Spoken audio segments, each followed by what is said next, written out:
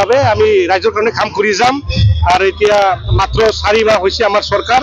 আৰু বহুতো কৰিব লগা আছে ৰাইজে যেটো কৰিব কয় এটোৱে কৰিম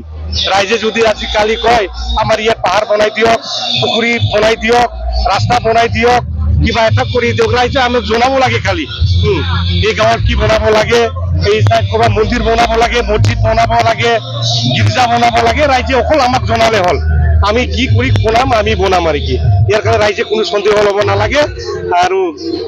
নিৰ্বাচন আহি আছে ইয়াৰ কাৰণে সকলো ৰাইজক অনুৰোধ জনাইছো বিপিএফক সহায় কৰক বিপিএফৰ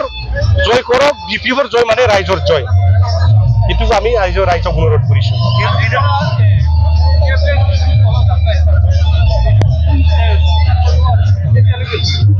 এইটো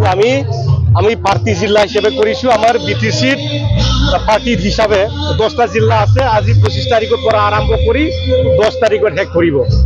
মানে কাৰণ আজি 13 তাৰিখত নৰেন্দ্ৰ মোদী ডাঙৰীয়া আহাৰ কথা আছে ইয়াৰ আগতে আমি দিছপুৰ চলো যাত্ৰাটো শেষ কৰিম ৰাইজৰ লৈ আইক বাগৰি আছো আৰু যেটো নিৰ্বাচনৰ মেছেজ ৰাইজক আমি আগবঢ়াই দিছো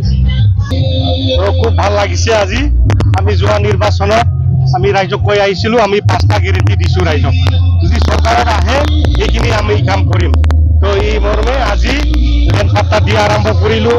আৰু আমাৰ যুৱকসকলক 2 লাখ টকা দিয়া যিসকল আজি নিবনুৱা তেখেতসকলক আমি দিছো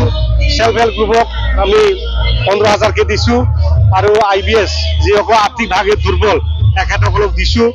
আৰু আমাৰ ডিজেবল আৰু সিনিয়ৰ সিটিজেন তেখেতসকলক 10,000 চেক দিছো যেটো প্ৰতিশ্ৰুতি আমি দিছো আজি কাম কৰি দেখুৱাইছে ৰাইজৰ যেটো আস্থা বিশ্বাস আমি